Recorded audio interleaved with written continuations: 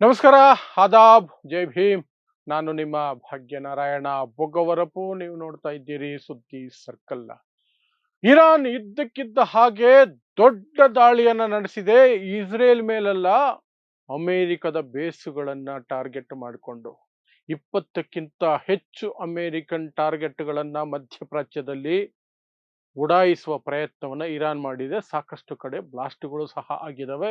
Long range ಮಿಸೈಲ್ಗಳನ್ನ ಬಳಸಿಕೊಂಡು Iran ಈ ದಾಳಿ ನಡೆಸಿದೆ. ಈ ದಾಳಿಯಿಂದ ಟ್ರಂಪ್ ಸಹ ಅವಕ್ಕಾಗಿದ್ದಾರೆ ಅನ್ನುವಂತಹ ಮಾಹಿತಿ ಬರ್ತಾ ಇದೆ. ಸೊ ಎಲ್ಲೆಲ್ಲಿ ಅಟ್ಯಾಕ್ಗಳನ್ನ ಮಾಡ್ತು ಇರಾನ್, ಏನೇನ್ ನಡೀತು ಬೆಳವಣಿಗೆ, ಅದನ್ನು ವಿವರಿಸುವಂತಹ ಪ್ರಯತ್ನವನ್ನು ಮಾಡ್ತೀನಿ.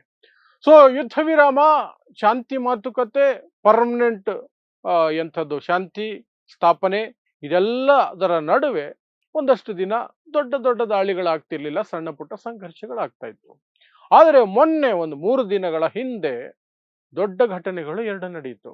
ಒಂದು, ಅಮೆರಿಕ ಇರಾನ್ನ ಒಂದು ದ್ವೀಪದ ಮೇಲೆ ದಾಳಿ ನಡೆಸ್ತು. ಅದಕ್ಕೆ ಪ್ರತಿದಾಳಿ ಮತ್ತು ಸಂಘರ್ಷದ ನಡುವೆ ಅಮೆರಿಕದ ಅಪ್ಯಾಚೆ ಹೆಲಿಕಾಪ್ಟರ್ನ ಇರಾನ್ ಹೊಡೆದು ಉರುಳಿಸ್ತು. ಎಲ್ಲಿ? ಹೊರ್ಮುಜ್ ಸ್ಟ್ರೈಟ್ ಅಲ್ಲಿ ಅಪಾಚೆ ಹೆಲಿಕಾಪ್ಟರ್ನ ಹೊಡೆದು ಉರುಳಿಸ್ತು. ಅಲ್ಲಿಗೆ ಅಮೆರಿಕ ಮತ್ತು ಇರಾನ್ ನಡುವಿನ ಸಂಘರ್ಷ ನೆಕ್ಸ್ಟ್ ಲೆವೆಲ್ಗೆ ಹೋಯ್ತು. ಶಾಂತಿ ಮಾತುಕತೆಗಳ ನಡುವೆನೇ ದೊಡ್ಡ ಮಟ್ಟದಲ್ಲಾಯ್ತು. ಇಸ್ರೇಲು ಸಹ ಒಂದಷ್ಟು ದಾಳಿ ನಡೆಸುವ ಪ್ರಯತ್ನ ನಡೆಸ್ತು. ಆನಂತರ ಅಮೆರಿಕನೇ ಇಸ್ರೇಲ್ಗೆ ಹೇಳಿತು, ಬೇಡ ಬೇಡ, ಶಾಂತಿ ಮಾತುಕತೆಗಳು ನಡೀತಾ ಇದೆ, ಒಪ್ಪಂದದ ಹತ್ರ ಇದ್ದೀವಿ, ಈಗ ಈ ದಾಳಿ ನಡೆಸೋದು ಸರಿಯಲ್ಲ, ಇಸ್ರೇಲ್ ಬಾಯಿ ಮುಚ್ಕೊಂಡಿರ್ಬೇಕು ಅಂತ ಖಡಕ್ ವಾರ್ನಿಂಗ್ ಅನ್ನ ಡೊನಾಲ್ಡ್ ಟ್ರಂಪ್ ಕೊಟ್ರು. ಅದರ ನಡುವೆ ಈಗ ಇರಾನ್ ಅಮೆರಿಕ ಮೇಲೆ ದಾಳಿ ನಡೆಸಿದೆ. ಅಂದ್ರೆ ಅಮೆರಿಕದ ವಾಯು ನೆಲೆಗಳ ಮೇಲೆ, ಸೇನಾ ನೆಲೆಗಳ ಮೇಲೆ ದಾಳಿ ನಡೆಸಿದೆ 20ಕ್ಕಿಂತ ಹೆಚ್ಚು ಜಾಗದಲ್ಲಿ. ಎಲ್ಲೆಲ್ಲಿ? ಮೊದಲನೇದು ಜಾರ್ಡನ್ ನಲ್ಲಿ ಅಲ್ ಅಜ್ವಾಕ್ ಅನ್ನುವಂತಹ ಏರ್ ಬೇಸ್ ಮೇಲೆ ದಾಳಿ ನಡೆಸಿದೆ. ಅಲ್ಲಿ F-35 ಏನು ಫೈಟರ್ ಜೆಟ್ಗಳಿದ್ದಾವೆ ಅಮೆರಿಕದು, ಅವುಗಳನ್ನ ಲಂಗರ್ ಹಾಕಿರುವಂತಹ ಜಾಗ, ಅವುಗಳನ್ನ ಇಟ್ಟಿರುವ ಜಾಗ, ಅದರ ಮೇಲೆ ದಾಳಿ ನಡೆಸ್ತಿದೆ. ಸುಮಾರು 4 ಜಾಗಗಳಲ್ಲಿ ಜಾರ್ಡನ್ ಅಲ್ಲಿ ದಾಳಿಯನ್ನು ನಡೆಸಿದೆ. 4 ಜಾಗಗಳಲ್ಲಿ ದಾಳಿ ನಡೆಸಿದೆ ಮತ್ತು ಅವರ ಕಮಾಂಡ್ ಮತ್ತು ಕಂಟ್ರೋಲ್ ಸೆಂಟರ್ ಏನಿದೆಯಲ್ಲ, ಅದರ ಮೇಲೂ ಸಹ ಇರಾನ್ ದಾಳಿ ನಡೆಸಿದೆ ಮತ್ತು ಸಾಕಷ್ಟು ಕಡೆ ಒಂದಷ್ಟು ನಷ್ಟವನ್ನ ಮಾಡಿದೀವಿ ದೊಡ್ಡ ಮಟ್ಟದಲ್ಲಿ ಅಂತ ಇರಾನ್ ಹೇಳ್ಕೊಳ್ತಿದೆ. ಇನ್ನು ಜಾರ್ಡನ್ ಒಂದು ಹೇಳಿಕೆಯನ್ನು ಬಿಡುಗಡೆ ಮಾಡಿದೆ.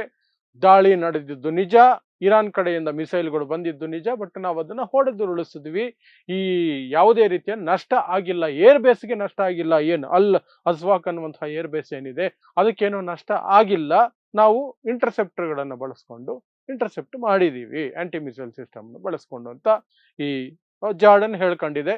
ಬಟ್ ಆ ಹೊಡೆದ ಮೇಲೆ ಅವುಗಳ ಏನು ಡೆಬ್ರಿ ಅಂತ ಕರೀತಾರಲ್ಲ, ಅವಶೇಷಗಳು, ಅವು ಬಿದ್ದಿದ್ದಾವೆ ನಮ್ಮ ಏರಿಯಾಗಳಲ್ಲಿ, ಅದರಿಂದಲೂ ಸಹ ಯಾರಿಗೂ ಸಹ ಗಾಯ ಏನೂ ಆಗಿಲ್ಲ, ಪ್ರಾಣಹಾನಿ ಆಗಿಲ್ಲ ಅಂತ ಜಾರ್ಡನ್ ಹೇಳ್ಕೊಳ್ತಿದೆ. ಬಟ್ ಇರಾನ್ ಹೇಳ್ತಿರೋದು, IRGC ಹೇಳ್ತಾ ಇರೋದು, ದೊಡ್ಡ ಮಟ್ಟದಲ್ಲಿ ಅವರಿಗೆ ಪೆಟ್ಟು ಕೊಟ್ಟಿದ್ದೀವಿ, F-35 ಯುದ್ಧ ವಿಮಾನಗಳನ್ನ ಲಂಗರು ಹಾಕಿರುವ ಏರ್ ಬೇಸ್ ಅದು, ಅಲ್ಲಿ ಸಿಕ್ಕಾಪಟ್ಟೆ ನಾವು ಅಟ್ಯಾಕ್ ಮಾಡಿದೀವಿ ಅನ್ನೋದನ್ನ ಇರಾನ್ ಹೇಳ್ಕೊಳ್ತಿದೆ. ಆ ನಂತರ ಕುವೈತ್ ಮೇಲೂ ಸಹ ದೊಡ್ಡ ಮಟ್ಟದಲ್ಲಿ ದಾಳಿಯನ್ನು ನಡೆಸಿದೆ. ಕುವೈತ್ ಮೇಲೆ ಅಲಿ ಅಲ್ ಶಹಾಬ್ ಬೇಸ್ ಅನ್ನುವಂತಹ ಒಂದು ಏರ್ ಬೇಸ್, ಆ ಏರ್ ಬೇಸ್ ಮೇಲೆ ಸಹ ಇರಾನ್ ದಾಳಿಯನ್ನ ನಡೆಸಿದೆ. ಅಲ್ಲಿದ್ದಂತಹ ಒಂದಷ್ಟು ನಷ್ಟವನ್ನ, ಅಲ್ಲಿದ್ದಂತಹ ಒಂದಷ್ಟು ಉಪಕರಣಗಳು, ಎಸ್ಪೆಷಲಿ ರೆಡಾರ್ ಸಿಸ್ಟಮ್ಗೇನೋ ಹಾನಿ ಮಾಡಿದೀವಿ ಅಂತ ಇರಾನ್ ಹೇಳ್ಕೊಳ್ತಾ ಇದೆ. ಕುವೈತ್ ಸಹ ಅದನ್ನ ಕನ್ಫರ್ಮ್ ಮಾಡ್ತಾ ಇದೆ, ಎಸ್ ನಮ್ಮ ಮೇಲೆ ದಾಳಿ ಆಗಿತ್ತು, ಬಟ್ ನಾವು ಆಂಟಿ ಮಿಸೈಲ್ ಅನ್ನು ಬಳಸ್ಕೊಂಡಿದ್ದೀವಿ, ಒಂದಷ್ಟು ಸಣ್ಣ ಪುಟ್ಟ ನಷ್ಟ ಆಗಿದೆ ಅಂತ. ಕುವೈತ್ ಮೇಲಂತೂ ಸಿಕ್ಕಾಪಟ್ಟೆ ಈ ನಡುವೆ ಇರಾನ್ ದಾಳಿ ನಡೆಸ್ತಾನೆ ಇದೆ. ಆಗಾಗ ಯೂಶುವಲ್ ಆಗಿ ಡ್ರೋನ್ ದಾಳಿ ನಡೆಸುತ್ತೆ. ನಿನ್ನೆ ರಾತ್ರಿ ಲಾಂಗ್ ರೇಂಜ್ ಮಿಸೈಲ್ಗಳನ್ನ ಬಳಸ್ಕೊಂಡು ದಾಳಿ ನಡೆಸಿದೆ, ಅದೇ ವಿಶೇಷ. ಇನ್ನು ಬಹ್ರೇನ್ ಮೇಲೂ ಸಹ ದಾಳಿಯನ್ನ ನಡೆಸ್ಕೊಂಡಿದೆ. ಬಹ್ರೇನ್ ನಲ್ಲಿರುವಂತಹ 5th ಫ್ಲೀಟ್, ಅಮೆರಿಕದ 5th ಫ್ಲೀಟ್ ಹೆಡ್ ಕ್ವಾರ್ಟರ್ಸ್ ಏನಿದೆ ಅದನ್ನ ಟಾರ್ಗೆಟ್ ಮಾಡಿ ಇರಾನ್ ದಾಳಿಯನ್ನ ನಡೆಸಿದೆ. ಅದನ್ನ ಸ್ವತಃ ಬಹ್ರೇನು ಒಪ್ಕೊಂಡಿದೆ, ಇರಾನು ಸಹ ಒಪ್ಕೊಂಡಿದೆ. ಈ ದಾಳಿ ಎಷ್ಟು ತೀವ್ರವಾಗಿತ್ತು ಅಂದ್ರೆ, ಯಾಕೆಂದ್ರೆ ಇರಾನ್ ಯೂಶುವಲ್ ಆಗಿ ಅರಬ್ ದೇಶಗಳಲ್ಲಿ ಯಾವ್ದಾದ್ರು ಒಂದು ದೇಶದ ಮೇಲೆ ಒಂದು ರಾತ್ರಿಗೆ ದಾಳಿ ನಡೆಸುತ್ತೆ. ಬಟ್ ನಿನ್ನೆ ರಾತ್ರಿಯಲ್ಲಿ 3 ದೇಶಗಳ ಮೇಲೆ, ಸಾಕಷ್ಟು ಏರ್ ಬೇಸ್ಗಳ ಮೇಲೆ, 20ಕ್ಕಿಂತ ಹೆಚ್ಚು ಜಾಗಗಳ ಮೇಲೆ 20ಕ್ಕಿಂತ ಹೆಚ್ಚು ಲೊಕೇಶನ್ಗಳು, ಮೂರೇ ದೇಶ ಆದರೂ ಲೊಕೇಶನ್ಗಳು 21 ಲೊಕೇಶನ್ಗಳ ಮೇಲೆ ಇರಾನ್ ದಾಳಿ ನಡೆಸಿದೆ. ಅದರ ತೀವ್ರತೆ ದೊಡ್ಡ ಮಟ್ಟದಲ್ಲಿತ್ತು. ಮಿಸೈಲ್ಗಳನ್ನು, ಲಾಂಗ್ ರೇಂಜ್ ಮಿಸೈಲ್ಗಳನ್ನು ಬಳಸಿತ್ತು ಡ್ರೋನ್ಗಳ ಬದಲಾಗಿ. ಎಲ್ಲವನ್ನು ಸಹ ನೋಡಿದ ಡೊನಾಲ್ಡ್ ಟ್ರಂಪ್ ಅವಕ್ಕಾಗಿದ್ದಾರೆ ಅನ್ನುವಂತಹ ಸುದ್ದಿಗಳು ಬರ್ತಾ ಇದೆ. ಡೊನಾಲ್ಡ್ ಟ್ರಂಪ್ಗೀಗ ಸಂದಿಗ್ಧ ಪರಿಸ್ಥಿತಿ. ಈ ಕಡೆ ಯುದ್ಧ ಮಾಡೋದಕ್ಕೆ ಆರ್ಥಿಕವಾಗಿಯೂ ಶಕ್ತಿ ಇಲ್ಲ ಈಗ ಅಮೆರಿಕಾಗೆ, ಧೈರ್ಯನೂ ಸಾಲ್ತಿಲ್ಲ. ಅದರ ಜೊತೆಗೆ ಅಮೆರಿಕದ ಸಂಸತ್ತಿನಲ್ಲಿ, ಪಾರ್ಲಿಮೆಂಟ್ನಲ್ಲಿ, ಕಾಂಗ್ರೆಸ್ ಅಂತ ಏನ್ ಕರೀತಾರೆ, ಅಲ್ಲಿ ವಿರೋಧ ಪಕ್ಷಗಳು ಒಂದು ಬಿಲ್ ಅನ್ನ ಪಾಸ್ ಮಾಡ್ಕೊಂಡ್ಬಿಟ್ವು. ಯಾಕೆಂದ್ರೆ ಟ್ರಂಪ್ ಕಡೆಯವರೇನೆ ಸಪೋರ್ಟ್ ಮಾಡ್ಬಿಟ್ರು ಅದನ್ನ. ಟ್ರಂಪ್ ಪಕ್ಷದ, ರಿಪಬ್ಲಿಕನ್ ಪಕ್ಷದ ಸಂಸದರೇ ಡೆಮೊಕ್ರೆಟಿಕ್ ಪಕ್ಷದವರು ತಂದಿದ್ದಂತಹ, ವಿರೋಧ ಪಕ್ಷ ಡೆಮೊಕ್ರೆಟಿಕ್ ಪಕ್ಷ ತಂದಿದ್ದಂತಹ ಬಿಲ್ ಅನ್ನ ಸಪೋರ್ಟ್ ಮಾಡಿ ಇನ್ನು ಮೇಲೆ ಇರಾನ್ ಮೇಲೆ ದಾಳಿ ನಡೆಸಬೇಕು ಅಂತಂದ್ರೆ ಸಂಸತ್ತಿನ ಒಪ್ಪಿಗೆ ಪಡೆದುಕೊಳ್ಳಬೇಕು ಡೊನಾಲ್ಡ್ ಟ್ರಂಪ್. ಡೊನಾಲ್ಡ್ ಟ್ರಂಪ್ ಒಬ್ಬರೇ ನಿರ್ಧಾರ ಮಾಡೋಕ್ಕಾಗೋದಿಲ್ಲ. ಪ್ರತಿಯೊಂದಕ್ಕೂ ಸಹ ಅಲ್ಲಿಗೆ ಬರಬೇಕು, ಬಜೆಟ್ಗೂ ಅಲ್ಲಿಗೆ ಬರಬೇಕು, ಅಟ್ಯಾಕ್ ಮಾಡೋದಕ್ಕೂ ಅಲ್ಲಿಗೆ ಬರಬೇಕು, ಎಲ್ಲದಕ್ಕೂ ಒಪ್ಪಣೆ ಪಡ್ಕೋಬೇಕು. ಹಾಗಾಗಿ ಟ್ರಂಪ್ಗೆ ಅದು ಬೇಕಾಗಿಲ್ಲ. ಈಗ ಯುದ್ಧನೇ ಬೇಕಾಗಿಲ್ಲ. ಸಿಕ್ಕಾಪಟ್ಟೆ ಅವಮಾನ ಆಗಿದೆ, ನಷ್ಟ ಆಗಿದೆ. ಆರ್ಥಿಕವಾಗಿ ಇಡೀ ಜಗತ್ತು ಮುಗಿಬಿದ್ದು ಕೇಳ್ತಾ ಇದೆ, ನಿಮ್ಮಿಂದ ಹೊರ್ಮುಜ್ ಸ್ಟ್ರೈಟ್ ಬಂದಾಗಿದೆ ಈ ಯುದ್ಧದ ಕಾರಣಕ್ಕಾಗಿ. ನಿಮಗೂ ಇರಾನ್ಗೂ ಏನ್ರಿ ದ್ವೇಷ? ಏನೂ ಇರಲಿಲ್ಲ, ಇಸ್ರೇಲ್ ಮಾತು ಕಟ್ಕೊಂಡು ನೀವು ಹೋಗಿದ್ದೀರಲ್ಲ ಯುದ್ಧಕ್ಕೆ ಅಂತ ಇಡೀ ಜಗತ್ತು ಹೊರ್ಮುಜ್ ಸ್ಟ್ರೈಟ್ ವಿಚಾರವಾಗಿ ಅಮೆರಿಕವನ್ನು ದೂಷಿಸ್ತಾ ಇದೆ. ಆ ಸಿಟ್ಟಿನ ನಡುವೆ ಈ ಪಾರ್ಲಿಮೆಂಟ್ ಬಿಲ್ ಪಾಸ್ ಆಗಿರೋದರ ನಡುವೆ ಡೊನಾಲ್ಡ್ ಟ್ರಂಪ್ಗೆ ಬೇಕಾಗಿಲ್ಲ.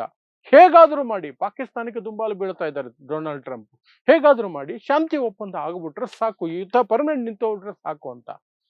ಅದಕ್ಕೇನೆ ಸುಮಾರು $3 ಬಿಲಿಯನ್ ಹಣವನ್ನ ಬಿಡುಗಡೆ ಮಾಡಿದ್ದಾರೆ ಅಮೆರಿಕ ಇರಾನ್ಗೆ. ಸೀಸ್ ಮಾಡಿಟ್ಟಿದ್ದಂತಹ ಹಣವನ್ನ ಬಿಡುಗಡೆ ಮಾಡಿಟ್ಟಿದ್ದಾರೆ. ಅಷ್ಟು ರೀತಿಯಾಗಿ ಯುದ್ಧ ಏನು ವಿರಾಮ ಏನಿದೆ ಅದು ಕಂಪ್ಲೀಟ್ ಶಾಂತಿ ಒಪ್ಪಂದಕ್ಕೆ ಬದಲಾಗಬೇಕು. ಅದಕ್ಕೆ ಏನು ಬೇಕಾದ್ರೂ ಸಿದ್ಧ ಇದ್ದೀವಿ ನಾವು ಅನ್ನೋ ರೀತಿಯ ಸೂಚನೆಗಳನ್ನ ಅಮೆರಿಕ ಕೊಡ್ತಾ ಇದೆ. ಇವತ್ತು ಆಗೋಯ್ತು, ನಾಳೆ ಆಯ್ತು, ನಾಡಿದ್ದಾಯ್ತು, ಮುಂದೆ ಆಯ್ತು, ಈ ರೀತಿಯಾಗಿ ದಿನಕ್ಕೊಂದು ಸುದ್ದಿ ಬರ್ತಾನೆ ಇದೆ. ಅಗ್ರಿಮೆಂಟ್ ಆಗೋಯ್ತು, ಸೈನ್ ಒಂದೇ ಬಾಕಿ, ಅಗ್ರಿಮೆಂಟ್ ಆಯ್ತು, ಬಟ್ ಅಗ್ರಿಮೆಂಟ್ ಆಗ್ತಿಲ್ಲ. ಸೊ ಆ ಅಗ್ರಿಮೆಂಟ್ ಆಗ್ತಿಲ್ಲ ಅನ್ನುವ ಟೆನ್ಷನ್ ನಡುವೆ ಏನೂ ಆಗದೆ ಇರಲಿ, ಅದಕ್ಕೆ ಇಸ್ರೇಲ್ ಮೇಲೆ ಡೊನಾಲ್ಡ್ ಟ್ರಂಪ್ ಮೊನ್ನೆ ಕೆಟ್ಟ ಕೊಳಕ ಭಾಷೆಯಲ್ಲಿ ಬೈದಿದ್ದು. ಫೋನ್ ಮಾಡಿ ಅದನ್ನು ನೆತನ್ಯಾಹುಗೆ ಪದಗಳನ್ನೆಲ್ಲ ಬಳಸಿದ್ದು ನೆತನ್ಯಾಹುಗೆ. ಯಾಕೆ ಅಂದ್ರೆ ಯುದ್ಧ ಬೇಕಾಗಿಲ್ಲ, ಯುದ್ಧ ನಡೆದ್ರೆ ಈ ಶಾಂತಿ ಒಪ್ಪಂದ ಮತ್ತೆ ಮುಂದಕ್ಕೆ ಹೋಗ್ತಾನೆ ಇರುತ್ತೆ, ಶಾಂತಿ ಒಪ್ಪಂದ ಆಗ್ಬಿಡ್ಬೇಕು, ಸೈನ್ ಆಗ್ಬಿಡ್ಬೇಕು ಅನ್ನೋದು ಡೊನಾಲ್ಡ್ ಟ್ರಂಪ್ ಲೆಕ್ಕಾಚಾರ.